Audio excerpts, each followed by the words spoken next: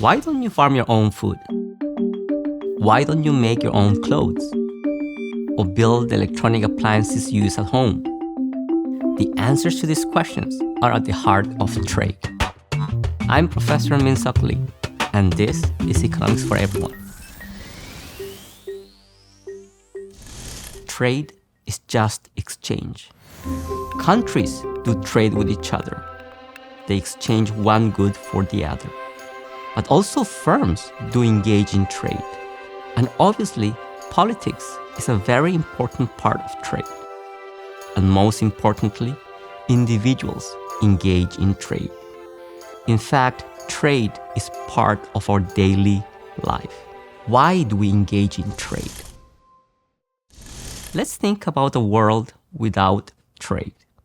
During COVID-19, the shutdowns gave us a glimpse of the world might have looked like without trade. Children had to be educated from home. Meals had to be cooked at home. Hairs had to be cut at home. Sometimes the outcomes of these tasks were not that successful. So, are we better without trade or with trade? We know the answer. Because once these shutdowns were lifted, we all reverted back to the world before COVID-19. We sent our kids back to school. We bought our food and meals from restaurants, and we had our hair cut by professionals. So we engage in trade because we're better off by doing so. I have argued that trade makes us better off. But why? What's the source that makes trade so good? 2 words: comparative advantage. What does having different comparative advantages mean? It means that in relative terms, we're better at one particular task compared to others. So for example, I may be able to produce 10 additional pounds of food by giving up 1 gallon of water. There might be another person who can also produce 10 additional pounds of food, but to do so must give up 5 gallons of water. So when you compare these two people, the first one has a comparative advantage in producing or gathering food because that person has to give up less gallons of water to produce the additional 10 pounds of food. Think of a simple world. We all have 24 hours, and we need to allocate these hours into 3 basic tasks: gathering food, finding water, and building shelter. How should a person allocate those 24 hours? Let's say this person sleeps 6 hours and then spends 6 hours gathering food, 6 hours finding water, and 6 hours building shelter. So in total, 24 hours. Now, can this person be better off by engaging in trade? Yes.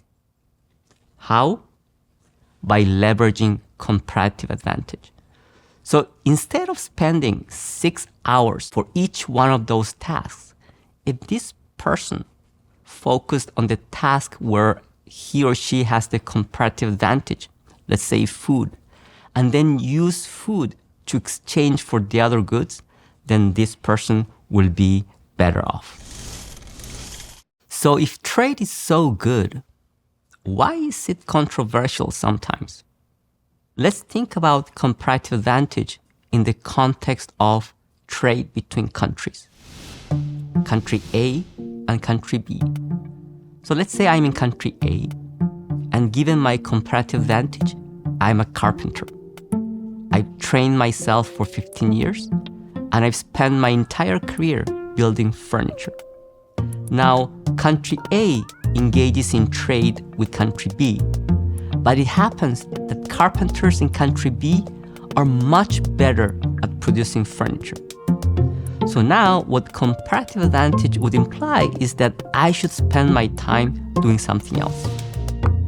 But there's the problem, that already I have trained myself as a carpenter for 15 years, and I have spent my entire career building furniture, And now I have to retrain myself so that I can use my time on different tasks.